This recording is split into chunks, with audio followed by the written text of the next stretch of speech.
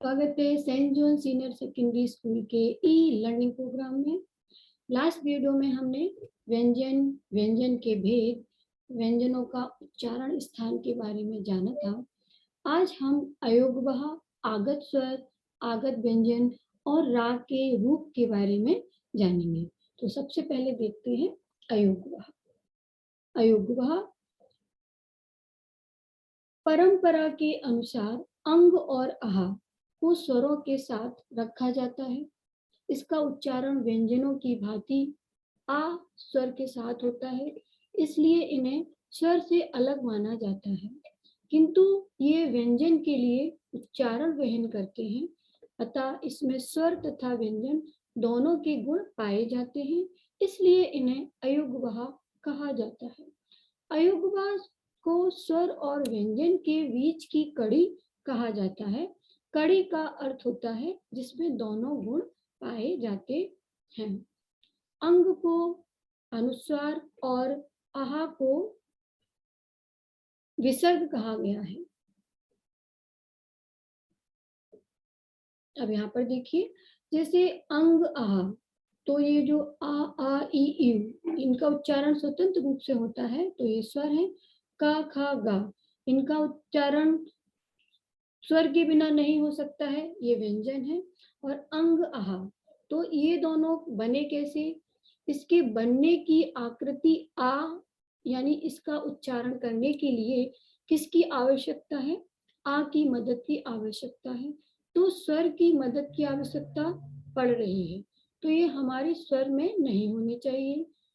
तो कहाँ होनी चाहिए? कि व्यंजन, क्योंकि व्यंजन ही तो वो होते हैं जो किसी के उच्चारण यानी स्वर की मदद से उच्चारित होते हैं, तो फिर इन्हें व्यंजन में होना चाहिए था। लेकिन जब हम इनको वहां पर ले गए तो इन्होंने व्यंजन को उच्चारित कर दिया। जैसे कंग, कहा, हम इसको ऐसे पढ़ सकते हैं। तो जब हम इनको व्यंजन में ले गए तो इन्होंने किनके जैसा काम किया? स्वर के जैसा। तो व्यंजन को उच्चारण प्रदान कर दिया, तो फिर कहते हैं कि ये तो स्वर की भांति काम कर रहे हैं।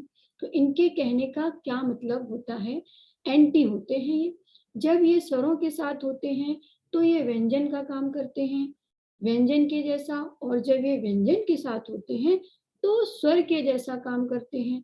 तो इनके अंदर दोनों के गुण पाए जा रहे हैं। तो दोनों के गुण पाए जाने की वजह से इनको अलग श्रेणी की दी अयोगवाह की। क्यों इनको अयोगवाह कहा? क्योंकि जब हम इनको लिखते हैं तो आ के ऊपर बिंदी लगाते हैं और आ के आगे हलंत, आ के आगे विसर्ग लगाते हैं, तो इसके योग से बनते हैं। तो आ के योग से बनने के कारण व्यंजन को उच्चारित करते हैं, इसलिए इनका नाम दिया गया अयोगवह। अयोगवह आ और अह ऐसे वर्ण हैं जो ना तो स्वर होते हैं और ना ही व्यंजन, इन्हें अयोगवह कहते हैं। और आ और अंगह अयोगवह नाम दिया क्योंकि ये स्वर में जाकर स्वर की तरह काम करते हैं। अंग और आहा अयोगवाह में क्यों निकाला है? क्योंकि उनमें स्वर और व्यंजन दोनों के गुण पाए जाते हैं, इसलिए वे अयोगवाह की श्रेणी में आते हैं। अयोगवाह का अर्थ क्या है देखते हैं कि आ के योग से बना वाह का अर्थ होता है किसी के लिए वहन करना। किसके लिए अर्थ वहन करना? व्यंजन के लिए। तो वे वर्ण जो आ के योग से बने हैं किंतु व्यंजन के लिए अर्थ वहन करते हैं, अयोगवाह कहलाते हैं। अनुस्वार, अनुस्वार का चिन्ह होता है बिंदु। इसका प्रयोग स्वर और व्यंजनों के ऊपर बिंदु या बिंदी के रूप में किया जाता है, जैसे अंक, गंगा, लंगूर, पंडित आदि। अनुस्वार का उच्चारण नाक से किया जाता है। विसर्ग, विसर्ग का चिन्ह है ये 2 डॉट्स है। इसका प्रयोग वर्ण के आगे होता है, जैसे प्रातः, अतः, पुनः, प्रायः, दुख आदि। और विसर्ग का उच्चारण लगभग हा के समान होता है। अनुनासिक, जो स्वर मुख और नाक से बोले जाते हैं उन्हें अनुनासिक चिन्ह कहते हैं। अनुनासिक के चिन्ह को चंद्र बिंदु भी कहते हैं। इसका प्रयोग स्वरों और व्यंजनों के ऊपर किया जाता है। अनुनासिक का अर्थ है नाक के पीछे से आने वाली ध्वनि, जैसे माँ, गांव, ऊंट, चांद, पाँच आदि। अनुनासिक का उच्चारण नाक और मुंह से किया जाता है।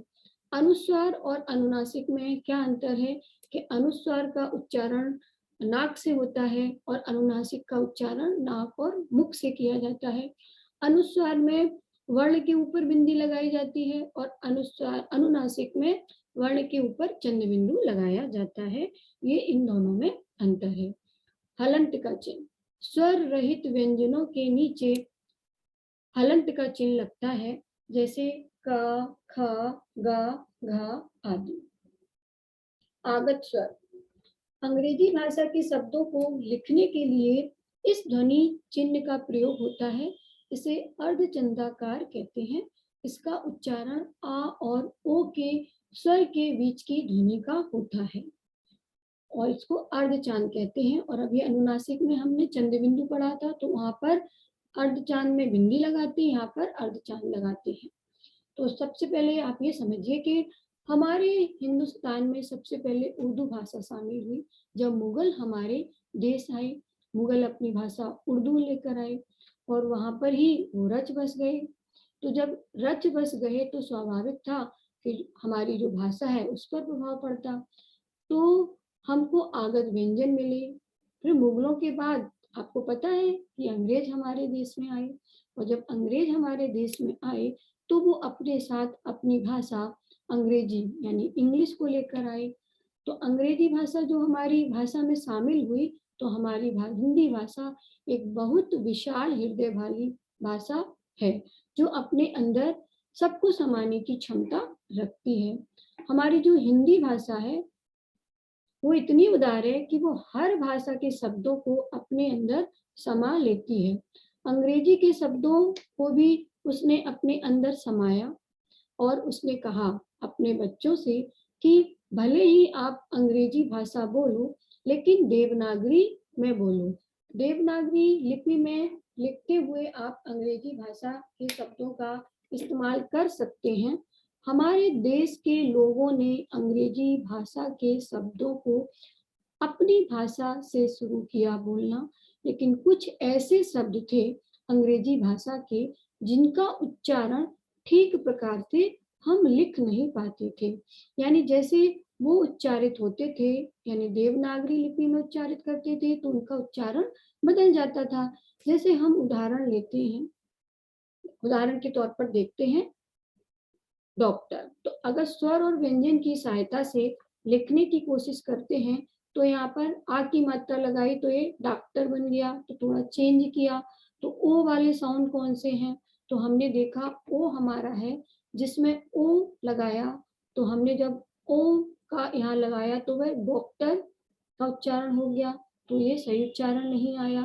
फिर कोशिश की दूसरा वर्ण लगाने की तो हमने औ लगा दिया, औ लगा के देखा तो ये डॉक्टर हो गया, यानी और उच्चारण खराब हो गया। तो इस तरह से जब हम इन दोनों में से सही नहीं कर पाए तो हमारे विद्वानों ने मिलकर एक बात कही, यानी सर्वसम्मति से एक बात कही गई कि अगर आ के ऊपर यदि हम अर्ध चांद लगा देते हैं तो हमारे जितने भी अंग्रेजी भाषा के ऐसे शब्द हैं जिसमें ओ का साउंड आता है वहां पर हम अपने आप उसका वही साउंड उच्चारित करेंगे जो अंग्रेजी भाषा के अंदर होता है। यानी जब हम डॉक्टर कहते हैं तो आ की मात्रा के ऊपर अर्धचांद लगा देते हैं। बहुत सारे शब्द हैं ऐसे, जैसे कॉलेज, कॉफी, डॉग, इस तरह के शब्दों पर अर्धचांद का प्रयोग करते हैं। अब जैसे यहाँ पर उदाहरण में देखो कॉल, तो कॉल का मतलब होता है बुलाना और अगर हमने इसमें आगत स्वर नहीं लगाया तो ये हो जाएगा काल, तो फिर काल का मतलब होता है समय। ऐसे ही कॉफी, तो कॉफी पेय पदार्थ है और अगर हमने कॉफी पर आगत स्वर नहीं लगाया तो ये बन गया काफी, तो काफी मतलब होता है पर्याप्त। इसी तरह हॉल, तो हॉल मतलब होता है बड़ा कमरा और अगर हमने आगत स्वर नहीं लगाया तो ये हो जाएगा हाल, तो मतलब आपके हाल चाल कैसे हैं, तबीयत कैसी है। तो आगत स्वर अगर हम नहीं लगाते हैं तो उस शब्द का अर्थ चेंज हो जाता है, ये हमें ध्यान रखना है। अब देखते हैं आगत व्यंजन नुक्ता। तो इन आगत व्यंजन ध्वनियों के शुद्ध उच्चारण एवं लेखन के लिए हिंदी वर्णमाला में परंपरागत वर्णों के नीचे बिंदी लगा कर, जिसे नुक्ता कहते हैं, नए वर्ण विकसित कर लिए गए हैं। जैसे क, ख, ग, ज, फ के नीचे बिंदी नुक्ता कहलाती है। इसी नुक्ता के कारण शब्दों के अर्थ स्पष्ट हो जाते हैं। तो जैसे मान लो हम बात करते हैं कि ये व्यंजन है और इनके नीचे नुक्ता लगा है, तो ये हिंदी वर्णमाला में उसमें क, ख, ग, ज, फ वर्ण है जिसमें नीचे नुक्ता लगा है, यानी बिंदी लगी है। तो इन बिंदी को ही हम नुक्ता कहते हैं। तो इन वर्णों को अलग अलग नाम है, आगत व्यंजन कहते हैं। आगत का अर्थ है आने वाला, यानी वो व्यंजन जो बाहर से आया है। जो ये नुक्ता लगे व्यंजन है, ये हमारे पास पहले से नहीं थे। का, खा, घा ये स्पर्श व्यंजन थे, तो ये आए हैं, बाहर से आए हैं। कहाँ से आए हैं उसको जानते हैं। जैसे मैंने कहा जिंदगी, गजल, तो ये जो शब्द लिखा है उसका उच्चारण करते हैं नंबर 1 और नंबर 2 पे, आप ध्यान देना। जिंदगी और जिंदगी, गजल, गजल। तो ज्यादातर स्टूडेंट कहेंगे कि नंबर 2 वाला सही है जो हमारे सामने लिखा है न, तो नंबर 1 वाला सही क्यों नहीं है? क्यों? क्योंकि इसमें यहाँ पर नुक्ता नहीं लगा है। तो वर्णमाला में जब हम जा का उच्चारण करते हैं तो जिंदगी ये उर्दू भाषा के शब्द हैं जो हिंदी भाषा में शामिल हुए हैं। उर्दू, अरबी, फारसी लिपि में लिखते हैं और हिंदी भाषा को देवनागरी लिपि में लिखते हैं। तो जब कुछ उर्दू के स्वरों को अपनी भाषा में शामिल किया तो हमने उनको देवनागरी में लिखना शुरू कर दिया। तो जब हम उनको देवनागरी में लिख रहे थे, जिंदगी, गजल लिख रहे थे, तो ज झंकार है, उसको नहीं ला पा रहे थे। तो उर्दू भाषा के ये शब्द जिनके अंदर झंकार पाई जाती है, उन वर्णों के लिए हम उन वर्णों के नीचे इस नुक्ता का प्रयोग कर देंगे। नुक्ता का प्रयोग कर देने के बाद जिंदगी इस शब्द का वही उच्चारण आएगा जो है अपनी भाषा में बोला जाता है। इसी तरह गजल के नीचे नुक्ता लगाया तो उसे गजल कहना शुरू कर दिया। उर्दू भाषा के जितने भी शब्द हैं जो हिंदी भाषा में झंकार के साथ प्रयोग करते हैं, हम उनके नीचे किसका प्रयोग करते हैं? नुक्ता का प्रयोग करते हैं। तो ये आगत व्यंजन है। अब यहाँ पर देखिए, नुक्ता के बिना और नुक्ता के साथ। तो जैसे राज, तो राज का मतलब होता है राज्य, और अगर हम नुक्ता लगाया जाके नीचे तो हम इसको बोलेंगे राज, तो ये रहस्य हो गया। इसी तरह जरा, तो जरा मतलब होता है बुढ़ापा, और अगर हमने जाके नीचे नुक्ता लगाया तो बोलेंगे जरा, जरा मतलब थोड़ा सा। ये हमें ध्यान देना है कि अगर हम नुक्ता नहीं लगाते हैं तो हमारे शब्द का अर्थ चेंज हो जाता है। अब देखते हैं रा का प्रयोग। रा का प्रयोग, तो देखो यहाँ पर कार्य, प्रश्न, रवि, ट्रक, आशीर्वाद, वर्तस्य, ये सारे शब्द यहाँ पर लिखे हैं जिनमें रा का उच्चारण है। और इन सारे शब्दों में रा आया है और रा सारे जगह रा अलग अलग आया है। अब आपको जानना ये है कि कहाँ पर किस शब्द में हम रा का प्रयोग कर रहे हैं, कहाँ रा पूरा है, कहाँ रा आधा है। ठीक है, तो हम ये कैसे जानेंगे? शब्दों को तोड़कर जानेंगे। तो जैसे कार्य, तो इसमें व्यंजन क्या है? का, और स्वर क्या है? आ, और फिर उसके बाद रा। तो रा का साउंड कितनी देर तक है? बहुत हल्के टाइम में है, तो इसका मतलब है कि ये रा आधा है। इसके बाद या, और या का स्वर है आ। ओके, तो इस तरीके से कार्य, इस तरीके से ये कार्य बना। अब देखते हैं प्रश्न। तो सबसे पहले किसका साउंड आ रहा है? पा व्यंजन है, पा के साथ आ का साउंड आ रहा है या कुछ और जुड़ रहा है, तो हम देखते हैं प्रा, यानी पा के तुरंत बाद रा का साउंड आता है। इसका मतलब प्र, अ, फिर शा, न, आ, तो रा का स्वर क्या है? आ, और रा का स्वर आ है, और उसके बाद ना का स्वर आ है। रवि, तो रवि में रा पूरा, इसका स्वर क्या है? आ, और व्यंजन वा, और उसका स्वर है ई, तो इस प्रकार बन गया रवि। ट्रक, तो ट्रक, टा तो पहले ही है, तो टा का ट्रक का उच्चारण करके देखते हैं। तो टा के साथ आ का उच्चारण आता है या सबसे पहले कुछ और आता है? तो जब हम ट्रक बोलते हैं तो टा के और रा के बीच में आ नहीं सुनाई देता। टा के तुरंत बाद हमें रा सुनाई देता है, इसका मतलब टा आधा है और रा पूरा है। अब देखते हैं आशीर्वाद। तो यहाँ पर आशीर्वाद में जो वा के ऊपर रा चढ़ा हुआ है, तो बा रा को सहारा नहीं दे रहा है, आ सहारा दे रहा है। तो यहाँ रा की मात्रा वा के पास जो आ की मात्रा है उसके ऊपर रा लगाया जाएगा। फिर इसके बाद वर्तस्य, तो वर्तस्थ में ता आधा है, सा आधा है, रा आधा है। तो यहाँ पर आधे व्यंजन सहारा नहीं दे सकते हैं, इसलिए यहाँ पर या सहारा दे रहा है। ठीक है, अब आगे देखते हैं रा का प्रयोग। रा का रेफ, रेफ रूप, यहाँ रा आधा होता है, यह अपने पीछे वाले वर्ण पर जाकर जुड़ जाता है, जैसे कार्य, पर्व, गर्भ, सूर्य, तर्क, अर्क।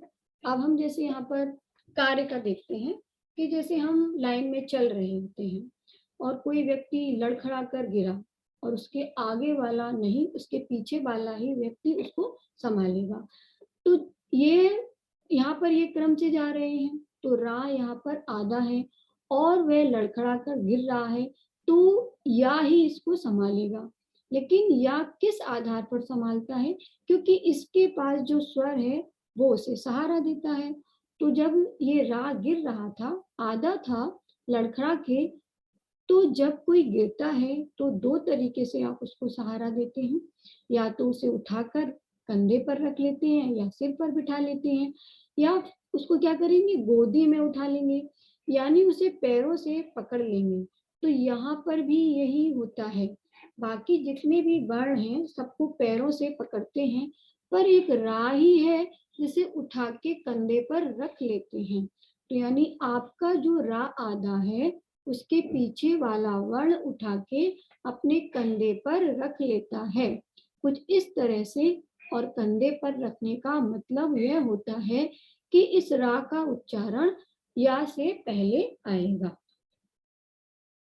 रा का पदेनु, यहाँ रा पूरा होता है किंतु वर्ण के नीचे लगता है वह वर्ण आधा होता है, जैसे प्रश्न, क्रम, प्रकाश। तो यहाँ पर देखो, प्रश्न को देखते हैं कि यहाँ पर पा आधा है, तो पा लड़खड़ा के गिर रहा था, तो रा पूरा था, तो इसके पास सहारा था, इसलिए दौड़ के इसको सहारा दे दिया। कैसे? पा के पैरों में पकड़कर। जब भी रा आपको इस रूप में नजर आए, किसी भी वर्ण के नीचे वो वर्ण आधा होगा और रा पूरा होगा। पा के नीचे आए तो प्रा, पा आधा, का के नीचे आए तो का आधा, जा के नीचे आए तो जा आधा। ठीक है। रा का पदेन रूप गोलाकार शब्दों के साथ इस प्रकार लगता है, जैसे ट्रक, ट्रैक्टर, ट्रा, ड्रा, ड्रम, ड्रामा। तो जो टा, ठा, डा, ढा के साथ रा जोड़ने पर रा उनके नीचे इस प्रकार लगता है। तो आई होप आपको ये रा का रूप अच्छे से समझ में आ गया होगा। ठीक है, और इसके बाद मिलते हैं नेक्स्ट वीडियो में। तब तक के लिए बाय बाय।